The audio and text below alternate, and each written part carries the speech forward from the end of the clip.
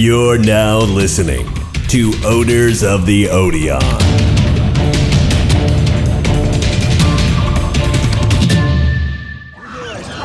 You're not gonna die. But he lied to her.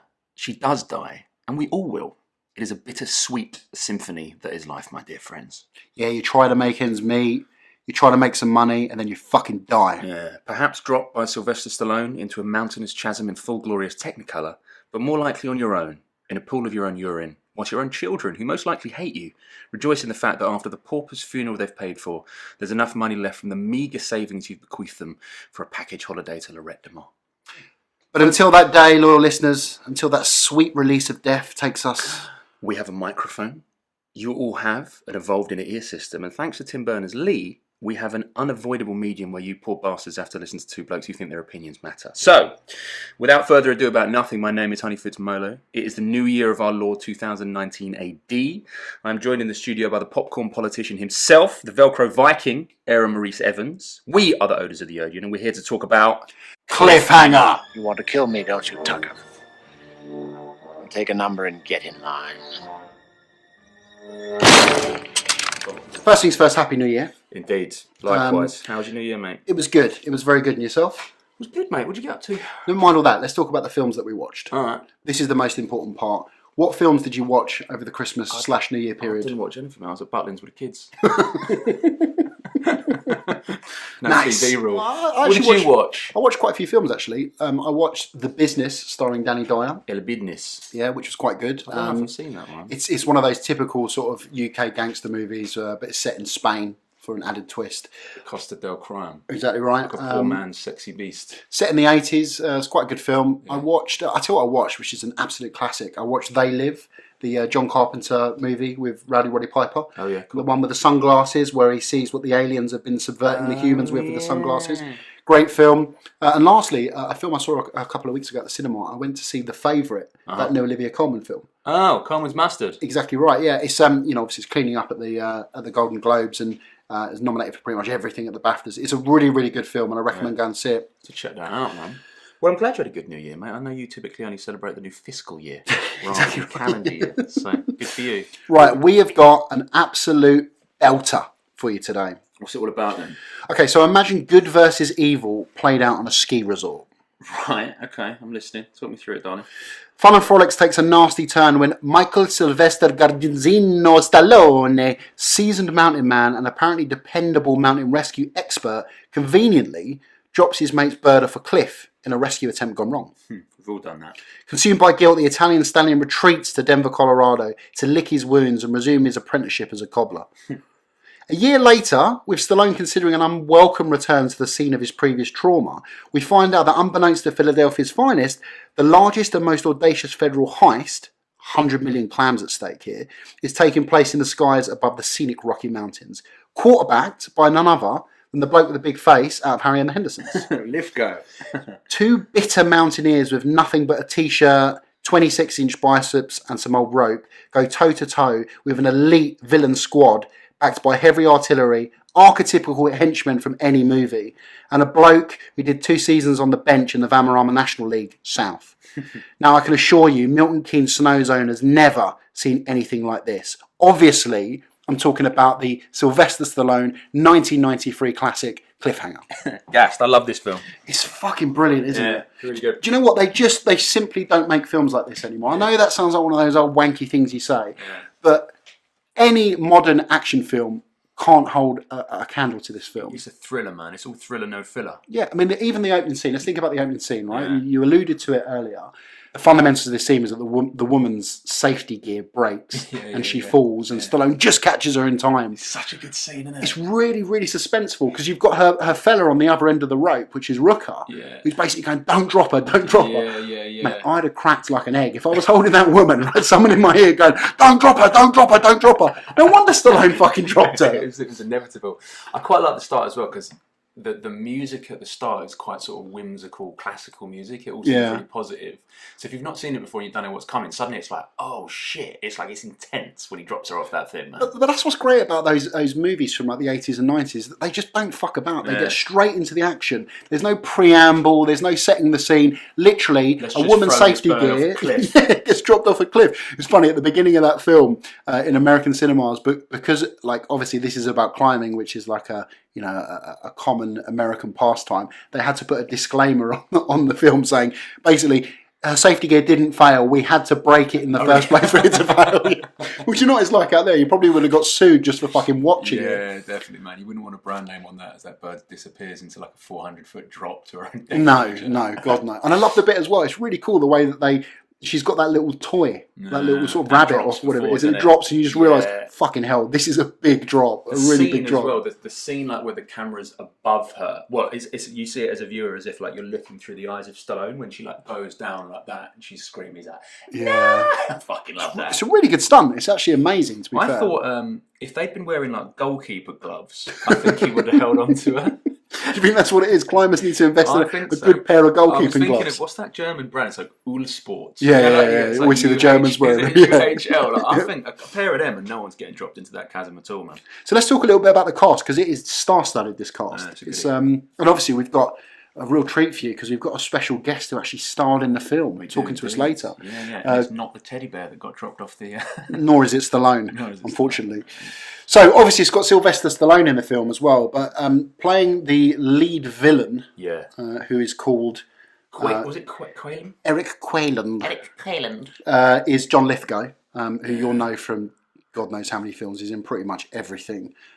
He's a really good bad guy in this, isn't he? Yeah, he is. He's really good. Yeah. And then the thing is as well, I don't remember him playing a bad guy other than this film. And have you ever seen the film The Santa Claus the Movie? No, I haven't. He plays a sort of like villainous toy maker. I haven't seen that, no. It's pretty good, okay, actually. so is it his first attempt? To me, I should have mentioned it in our Christmas special. If you've not listened to that, guys, jump straight back in.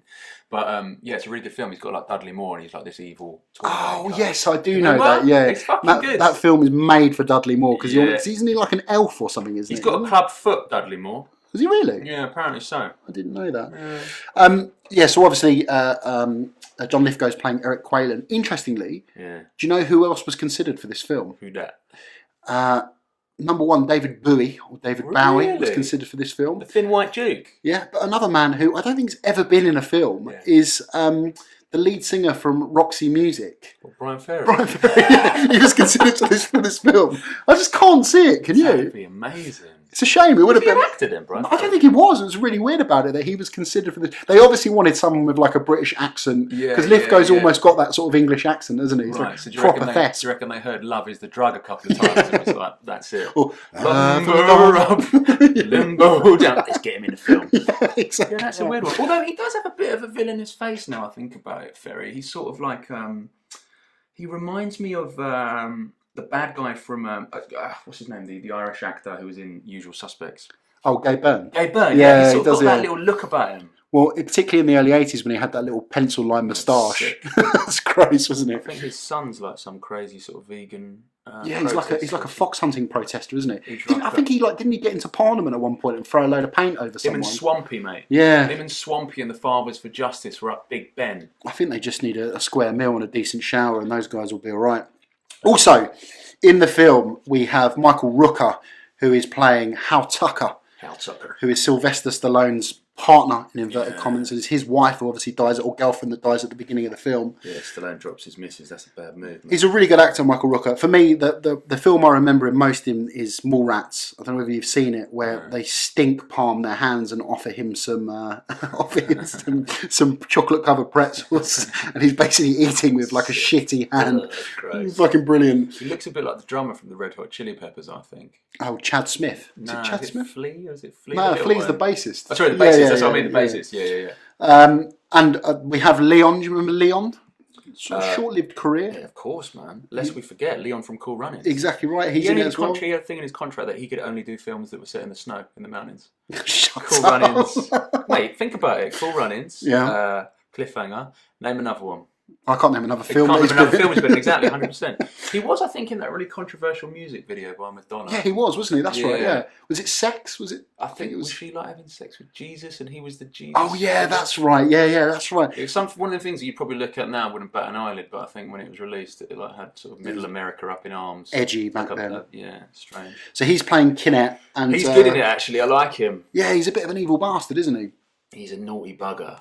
He has a bit of a sort of a grotesque ending of his life as well, where he gets impaled on that stalactite. Yeah, man. Stallone like lifts him up and like pushes him upwards. He goes, is it stalagmite or stalactite?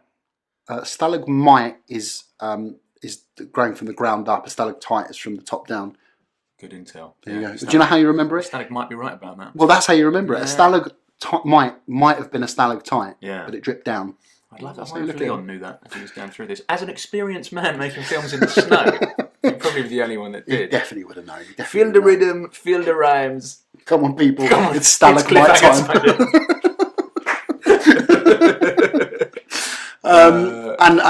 Obviously, we're joined by Craig Fairbrass later on in the show. Shout out Craig, who plays Del Mar. He's got some really, really cool insights about the film. He's a great guy. We've got that coming up for you guys. And obviously, Sylvester Stallone playing Gabe Walker. Well, actually, before we get into Sylvester Stallone, there's one that you've missed there, which I think is actually one of the most interesting characters in the film, which is Frank. Ah, yes, of course. Frank, the old mountain man. Yeah. Who was in the Waltons, I think. That's right, yeah.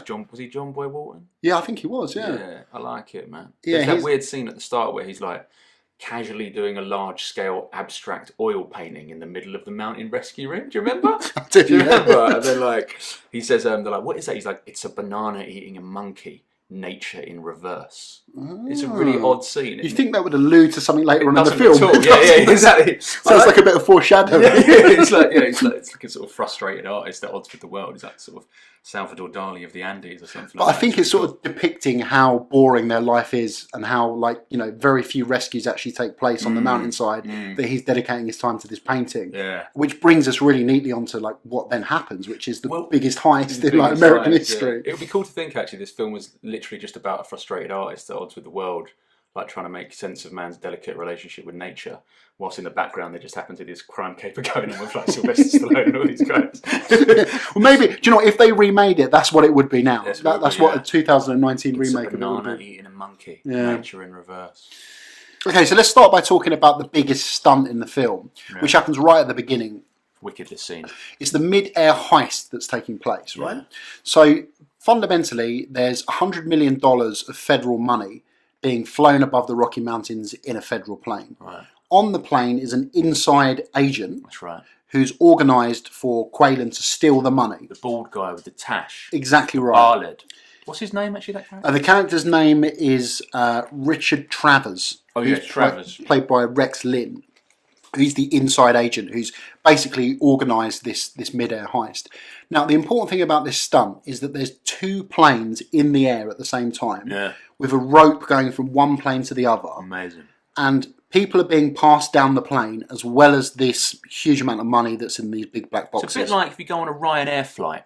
Yeah, very similar, yeah, with less booze. So the point is that there's many ways they could have shot this stunt in 1993, but they chose to actually do the stunt, and it was the most expensive stunt, and still is the most expensive stunt ever carried out in a film. Wow! So they basically wouldn't insure the stuntmen doing it because it was so dangerous. Because they're actually up at like 30,000 feet. Yeah, I don't know if it's 30,000 feet, but it's quite high, and so I think Sylvester Stallone personally paid the stuntman out of his own money. What the insurers would have paid, so they'd go about doing the stunt, and it's fucking remarkable. It's so cool. I love this scene. So there's like a rope, basically. There's one rope or a wire that goes from one plane to another. Yeah, and they're trying to get this 100 million's worth of cash in briefcases.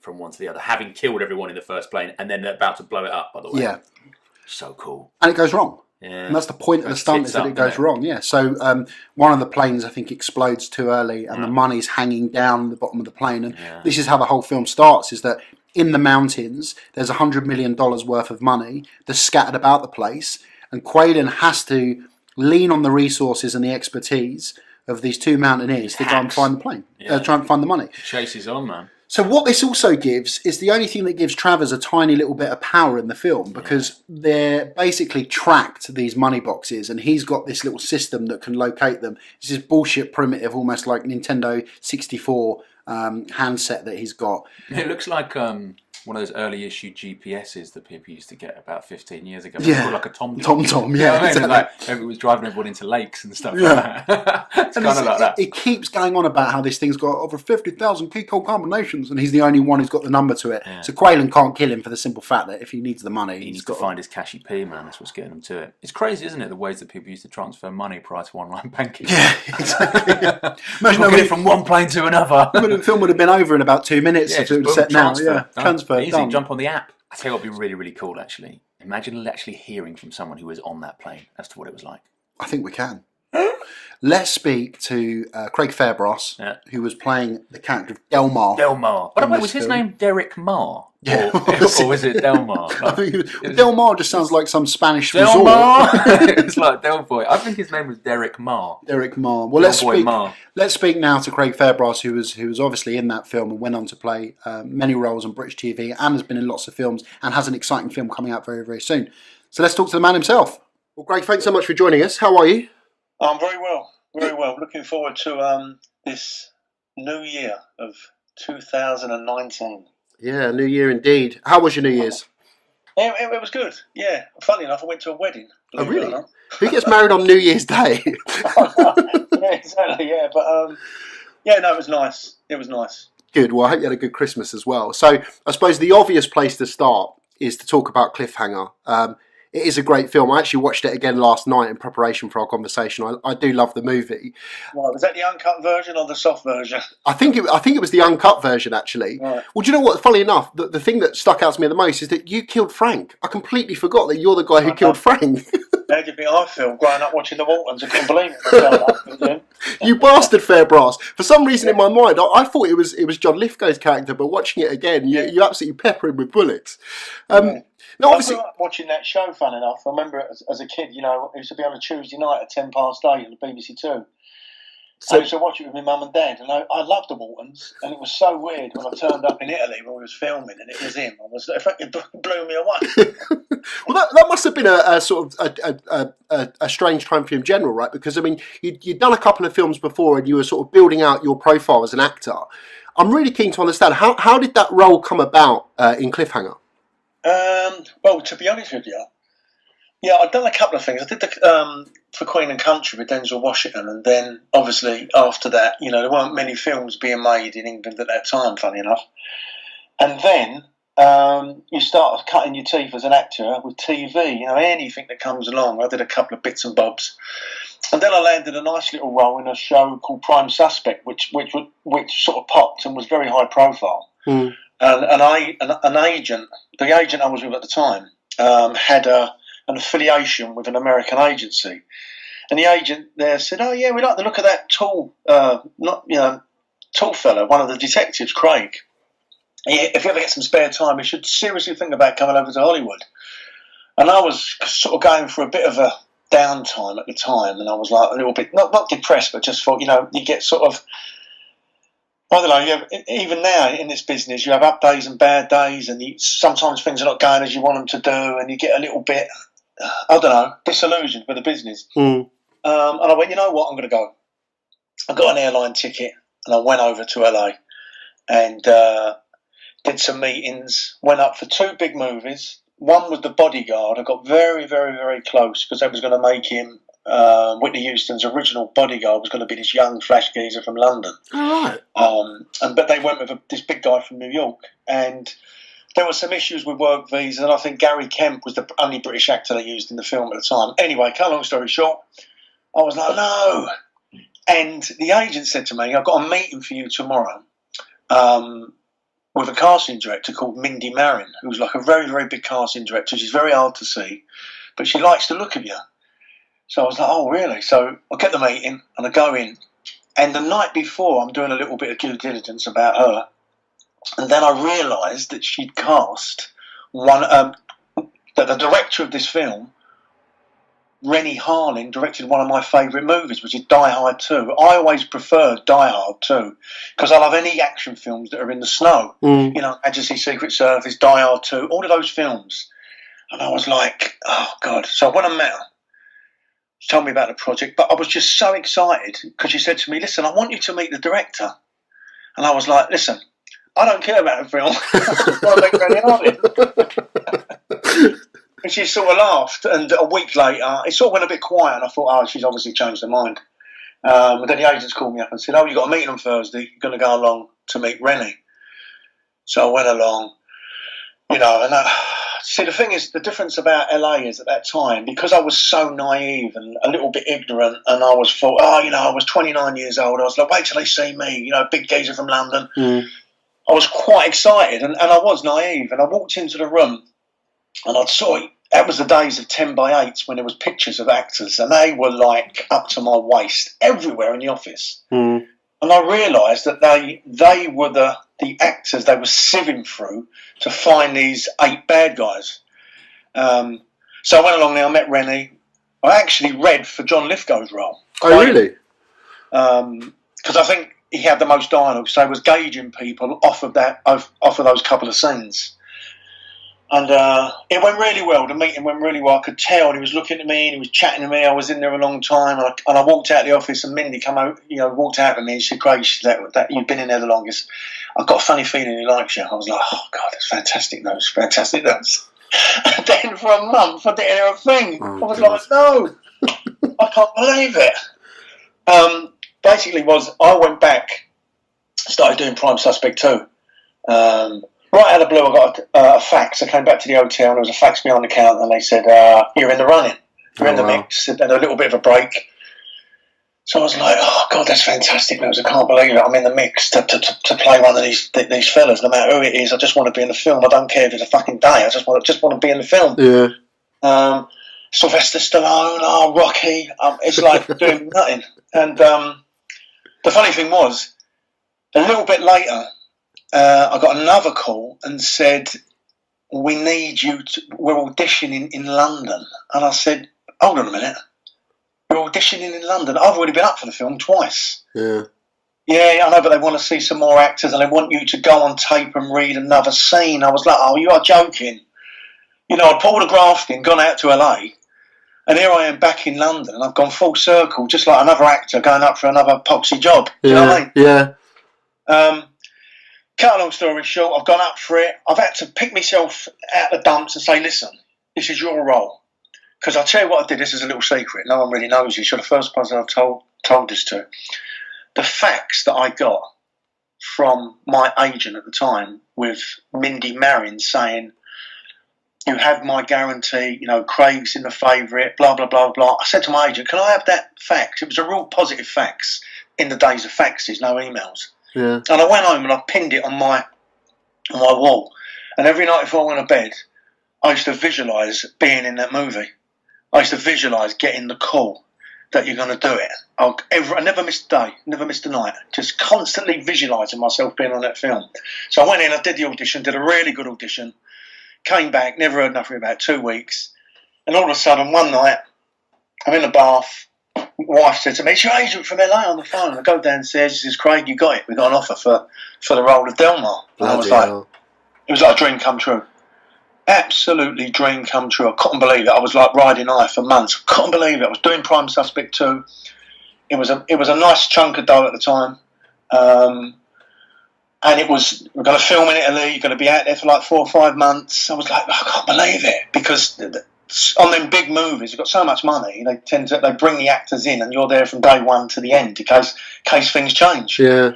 And I finished Prime Suspect 2, and then got on a plane, flew to Venice, got picked up, went to the hotel, and the funniest thing happened. I'm in the hotel. It's a fantastic hotel. I put my cases down. It's snowing outside, and I'm laying on my bed. I'm thinking, I'm quite sort of nervous, apprehensive about doing the job.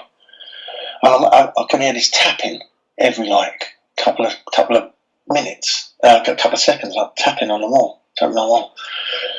So I get up, I open my door, And now, standing in the hallway, putting golf, is Sylvester Stallone. God, that must have been so surreal. I look at him and he looks at me and I go, Sly, I'm Mr. Stallone, Sylvester. I'm like, can't believe it. He's like, hey, how you doing? And I said, I'm one. Well, he said, Craig, of course I know you are. He said, I had a final say that you was cast in the movie. I know exactly who you are. Oh, wow. So it's such a pleasure to meet you, mate. I can't believe it. It's like a dream come true. I'm catching myself because I thought, I don't want to drive the geezer mad. Yeah. Do you know what I mean? But I just said, listen, I can't thank you enough for an amazing opportunity. I'm a young actor. This is the dream come true. So thank you. And that was it. Basically, what had happened, the villa that he was moving into wasn't ready, so they put him in my hotel in the suite next door. Mm. And then went for my wardrobe fitting, and we started making that film. It must be. I mean, when you're the level of fame as Sylvester Stallone, you must be used to people acting a bit, starstruck around you. Of course. What was he? What was he like? Yeah. Was he a decent bloke? Did he help you out? He was a decent bloke. He was a really nice guy. Yeah, I mean, don't get me wrong. He could be a slight aloof, but I can understand that. And I'm a little bit switched on. I'm not an idiot. Do you know what I mean? Mm. You can only drive someone so much madness with small talk. Do you know what I'm trying to say? Yeah, of course. Yeah. You've got to know when to pull back. Good morning, sir. Whatever. Because I treated him with the utmost respect. So I think he deserved it. I mean, I'm still a massive fan now. I've got so much admiration for that man as an actor and a businessman and what he's achieved from where we come from. And a couple of days I was in the gym, and he'd be in the gym, and we'd chat, and I just thought, I've got to keep it normal. I can't be like a div around him all the time. Yeah. Do you know what I mean? And then I just started chatting to him, and he was just a couple of times giving me advice about, what you've got to do, and look in the mirror. You've got everything going for you. You just got to keep going. You're here now. If you wasn't any good, you wouldn't be here. So, well, that's really sweet. Yeah. And obviously that whole film, I mean, it was littered with stars, right? If you think about people like John Lithgow and Michael Rooker, it had Leon in it as well. It had so many stars. Yeah. Was it quite an interesting shoot when you were there? Because obviously it was completely outdoors, right? The whole shoot was outdoors, and obviously, no, funny enough, you say that it wasn't, because I'll tell you what happened. I mean, it was like we had about 10 weeks in Cortina in Italy. Yeah. And then we had a break from filming, and then we moved down to Rome in the studios at Cinecittà, and we was down there for 8 weeks where they built all the mountains. Oh, right. Areas.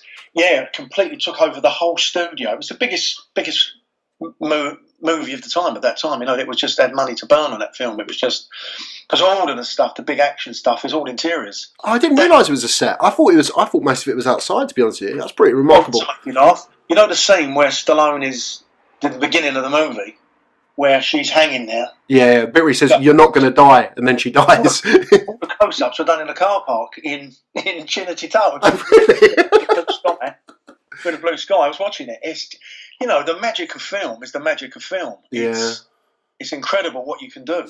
However, it leads me neatly onto my last question, and I think England is hanging on a knife edge to hear the answer to this question. In the film, there's a bit where you say, "I used to play a bit of soccer." Now, tell me that was scripted, and you didn't choose to use the term soccer. That was scripted. It changed on the morning.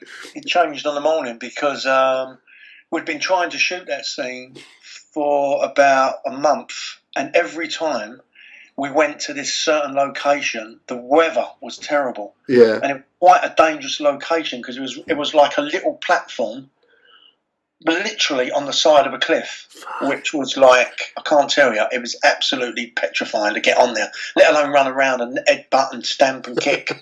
So I was constantly thinking, if you slip or you got a bit of momentum, and then underneath that, about 12 foot down, they had a big load of red netting like you get on a building site. So if you did go over, you'd have fell into that netting. But it was still, quite frightening, to be honest with you. Yeah, I can imagine. Anyway, we turned up on the morning, and when it was really good, and Stallone was there, and he was like, I've learnt all my lines, and he changed it. What was it originally? I can't remember, but it was nothing like that. It reminds me of how Americans perceive the English, that line. But it's quite cool. I like the way that he shoots you off the cliff and then says, "Season's over." I quite like that. Yeah. No, it's so true. But you know what? When you're standing there, Rennie Harlin and Sylvester Stallone, and they're discussing the scripts and the bits and the bobs, and you just nod and say, "Yes, sir." Yeah. You know, say whatever you want me to say. I'm only playing with you, Craig. It's a great movie, Death. At the very least, it's a great movie, Death. Yeah. Well, listen, thank you so much for joining us. We really appreciate it. It's great to have a chat with you, and it's also great to see you doing so well as well. And just out of interest, when's this film coming out, the new film that you're working on?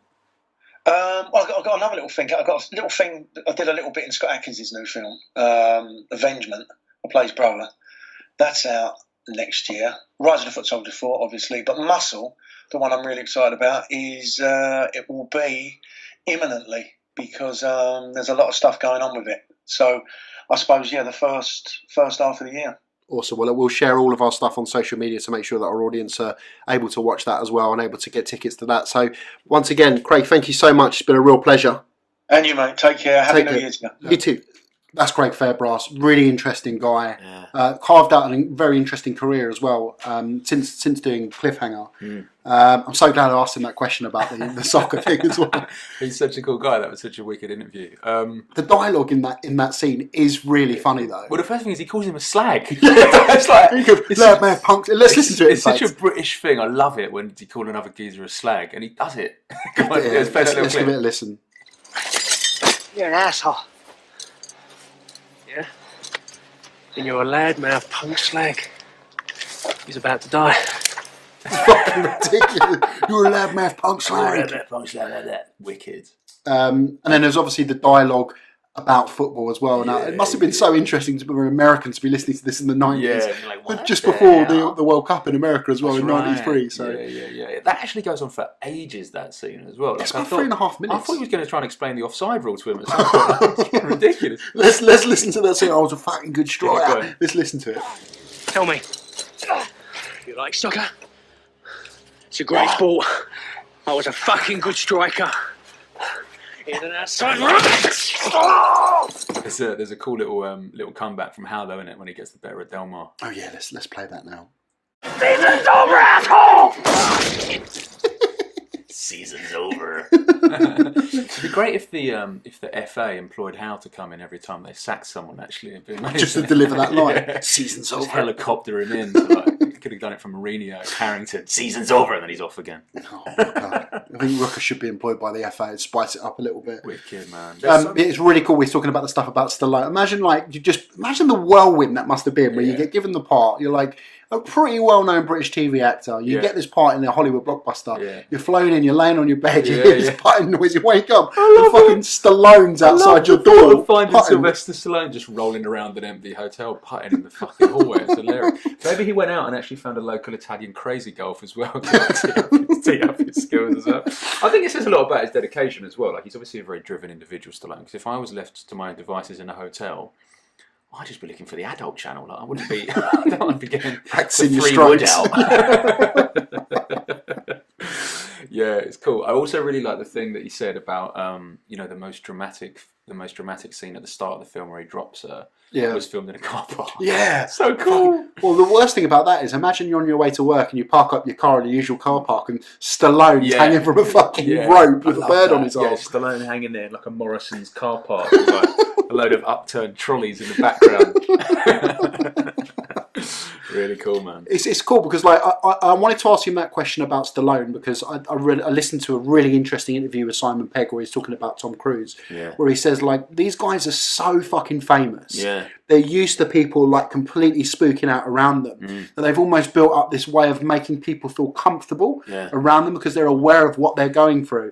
And it's really interesting to hear what he said about Stallone when he was giving him advice and, in the gym with him and stuff like that. I mean, they always seem to be quite kind, quite giving people, these actors. And, they live very privileged lives, but they still... I mean, Stallone seems still quite particularly grounded, I think. How do you think you'd fare in the gym spotting Stallone, mate, if you had to go back on free weights? Mate, I'd be in the fucking toilets having a dart. Smoking a You fag. handed him vaping your way through the toilet, handing some moist towels. It's funny when you look at that film. Fairbrass is a fucking big geezer as well. Yeah, He's I a know. big bloke, man. Yeah. He's like he's tall. He's obviously a really big guy. And it was interesting what he said about the bodyguard. I didn't know that he was almost cast in that as well. Did he mean he was actually going to be in the role of the bodyguard then, do you think? I don't know actually. It wasn't particularly clear because he said the guy who got cast in it was a guy from New York, which I don't think was Kevin Costner. Nah.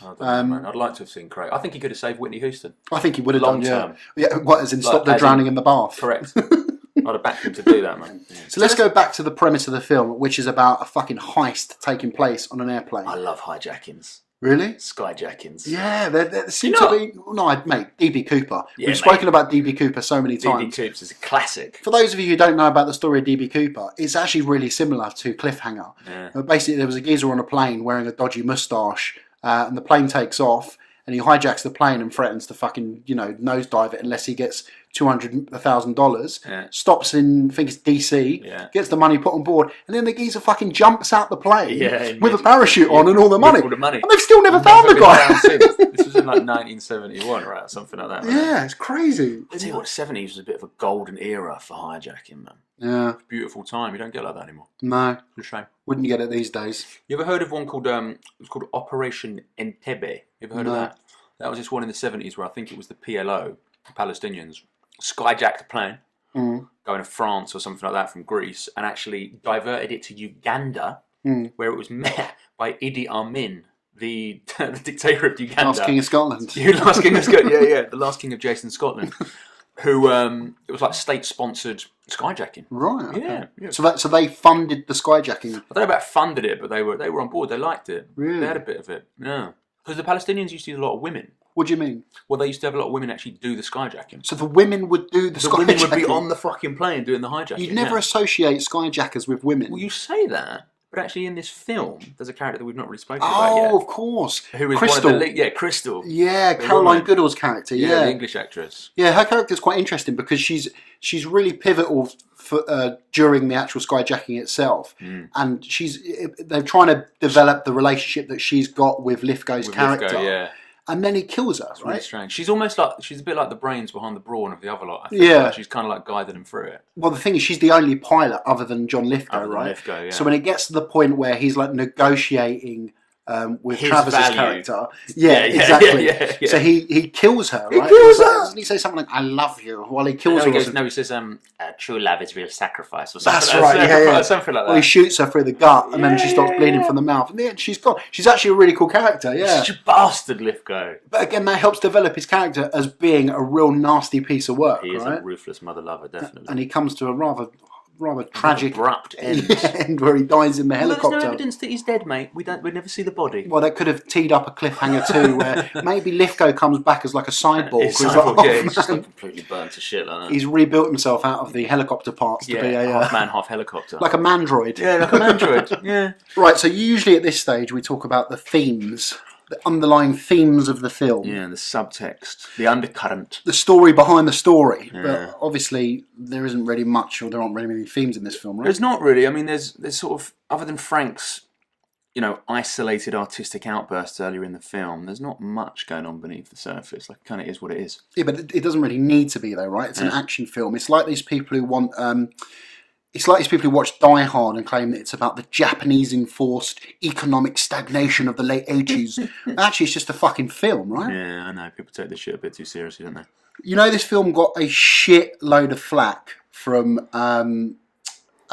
climbers before its release. Did it? Yeah. So basically, they were claiming that it was unrealistic and it wasn't like true to the form of what climbers actually do. Do you actually think that Sylvester Stallone gives a fuck about the opinion of a bunch of Jobsworth who basically spend all of their time and money in fucking millets? I know what you mean, man. In the words of Delmar, they're loudmouth punk slags. Yeah.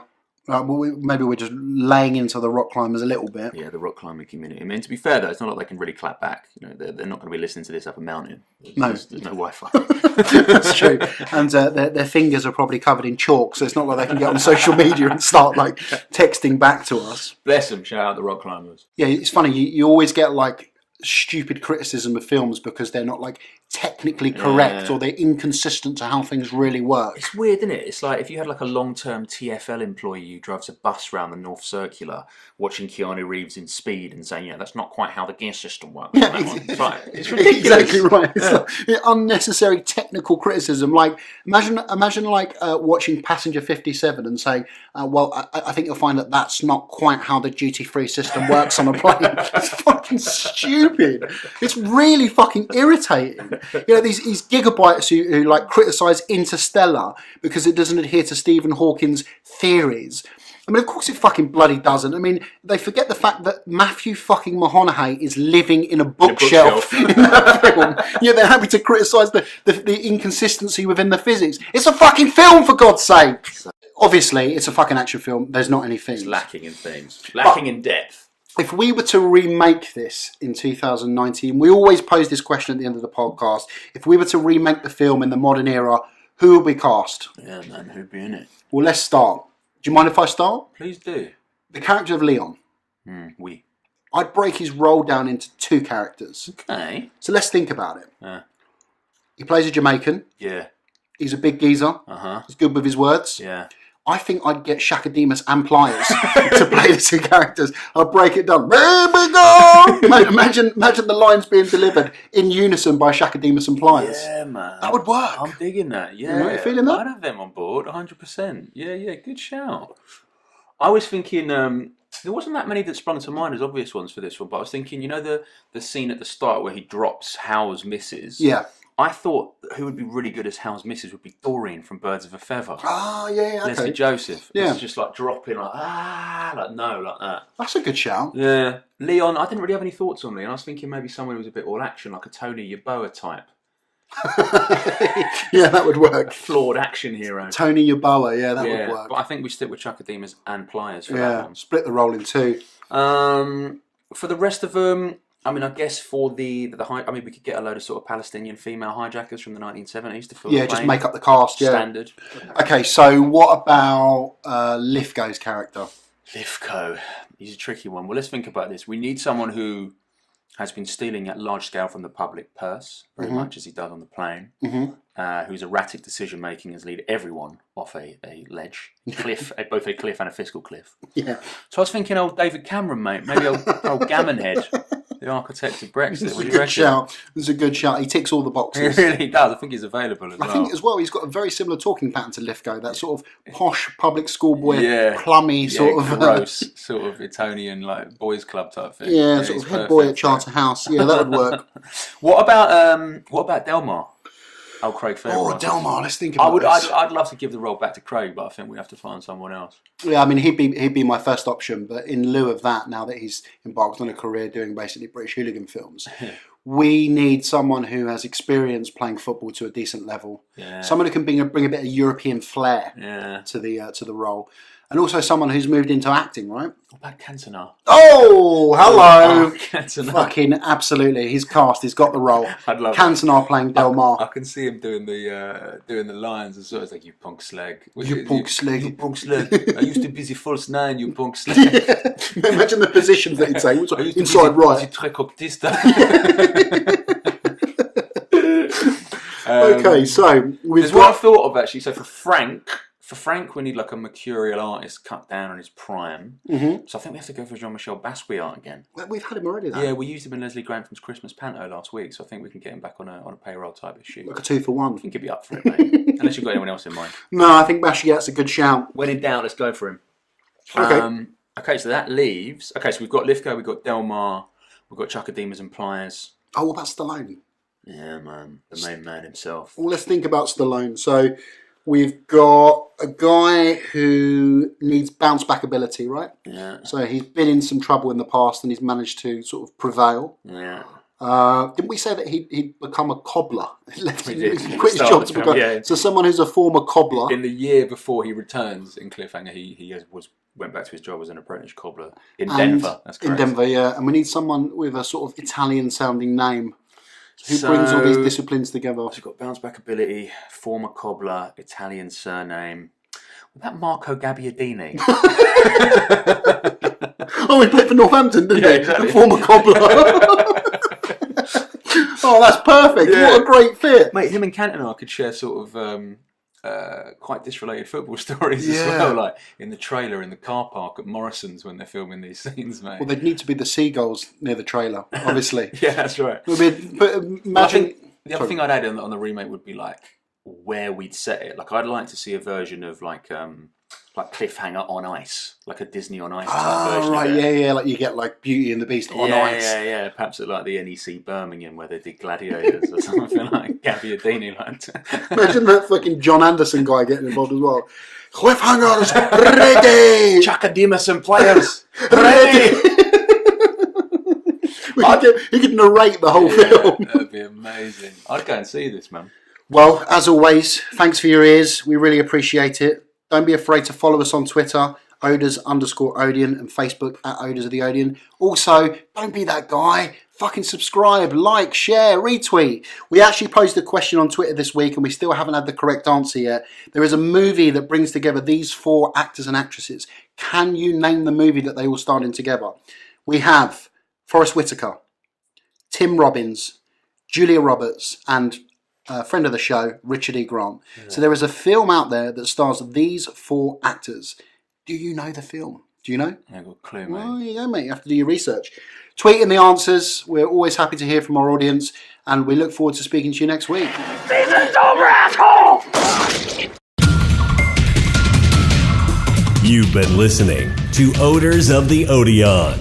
Don't forget to subscribe and follow us on Facebook and Twitter at Odours of the Odeon.